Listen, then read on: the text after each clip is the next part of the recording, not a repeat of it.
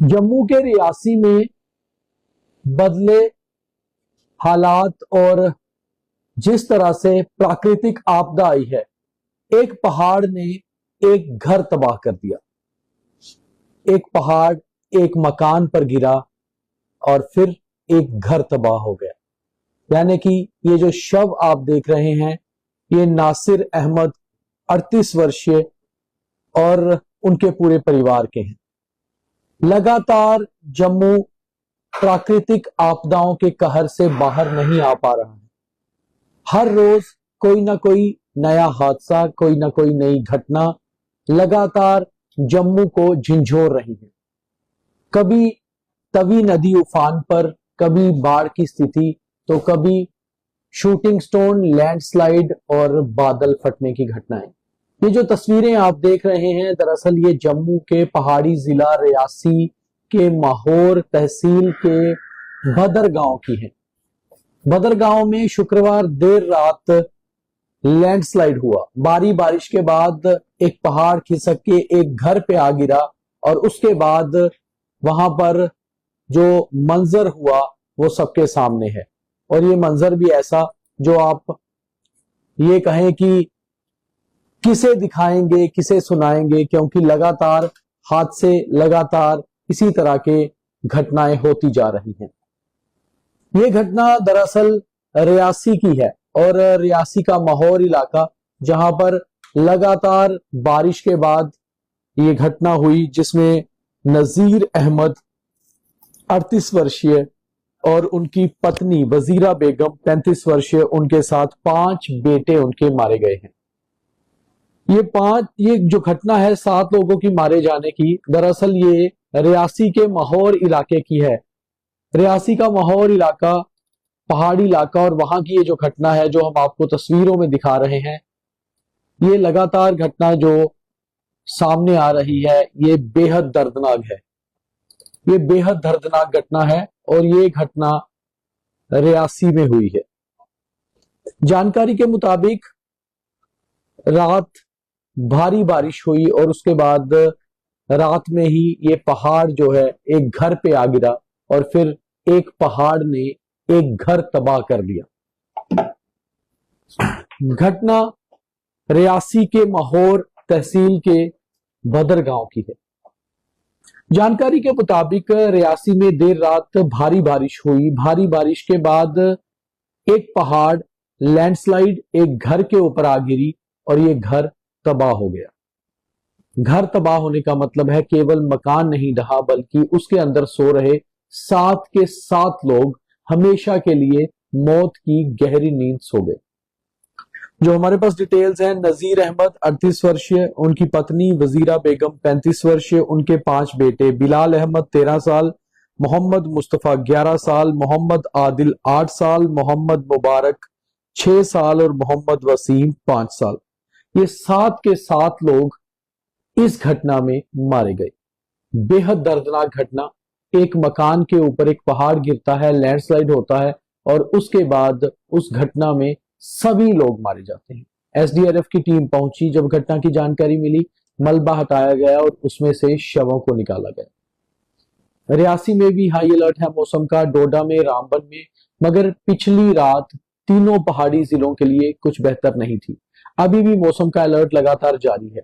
कल ही हमने आपको खबर बताई थी कि गृह मंत्री अमित शाह 31 अगस्त को यानी कि रविवार शाम जम्मू पहुंच रहे हैं और वो फ्लड अफेक्टेड एरियाज का दौरा भी कर सकते हैं और खास तौर पे 1 सितंबर सोमवार को 12 बजे से 2:30 बजे तक जम्मू राजभवन में एक हाई लेवल की बैठक करेंगे और इस बैठक में वो जो फ्लड अफेक्टेड इलाके जो है उनकी बात करेंगे, वहां पर जो दिक्कतें जो आई हैं जिस तरह से उनकी बात करेंगे और केंद्र सरकार की तरफ से क्या क्या मुआवजा दिया जा सकता है इसकी जानकारी जो है जुटाएंगे और उसके बाद केंद्र सरकार किस तरह की राहत जम्मू कश्मीर को देती है उसके ऊपर बात होगी।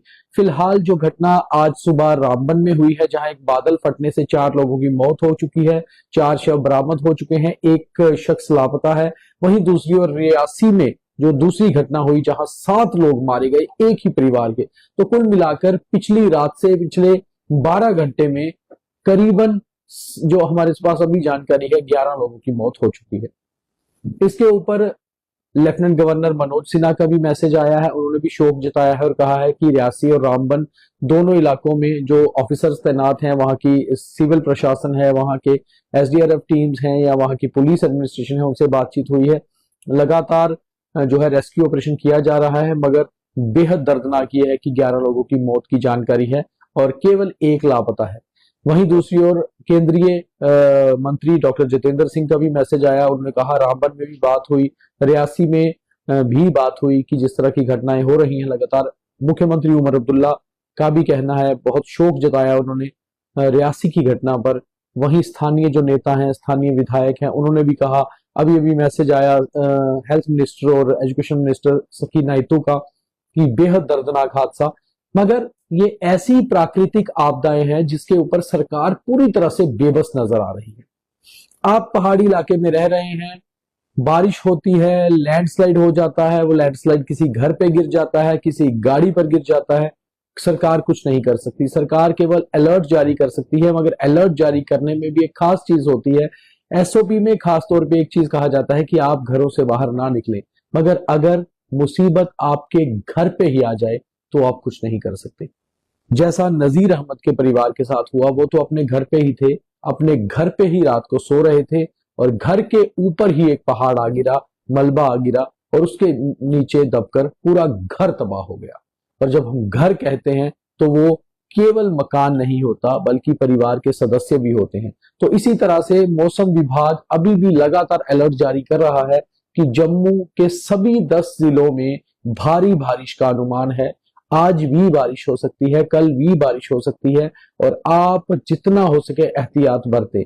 वहीं दूसरी ओर दिक्कत ये आ रही है कि जैसे माहौर का जो दूर दराज इलाका है, गांव है बद्र, जहां पर ये लैंडस्लाइड हुआ है, वहां नेटवर्क का भी बहुत ज्यादा इशू है। तो आपको एसडीआरएफ टीम को, पुलिस को, प्रशासन को इत्तला करने में, जानकारी लेने में या देने में बहुत दिक्कत हो रही है, क्योंकि नेटवर्क इतना लो है कि बहुत मुश्किल से फोन लग पा रहे हैं। हमने भी बहुत कोशिश की वहां से जो खबर जुटाने की, वहां लोकल एडमिनिस्ट्रेशन से बात करने की, मगर बहुत कम फोन लग रहे हैं। तो इसलिए नेटवर्क का भी बहुत ज्यादा इशू आ रहा है। और ये प्राकृतिक आपदाएं हैं, इससे आप जितना हो सके खुद बच सकते हैं, एहतियात बरत सकते हैं, इससे ज्यादा कुछ नहीं कर सकते। इसलिए एक पहाड़ ने एक घर तबाह कर दिया, ये सही एक आज की एक हेडलाइन मुझे लगी कि वाकई में ऐसा हो रहा है कि कहीं ना कहीं कुछ आपदाएं ऐसी हैं जिनसे आप निपट नहीं पा रहे। चाहे सरकार, प्रशासन भी आपके साथ है, बहुत दिक्कत है। सिर्फ यही कह सकते हैं कि ये बारिश थमे, ये मौसम सही हो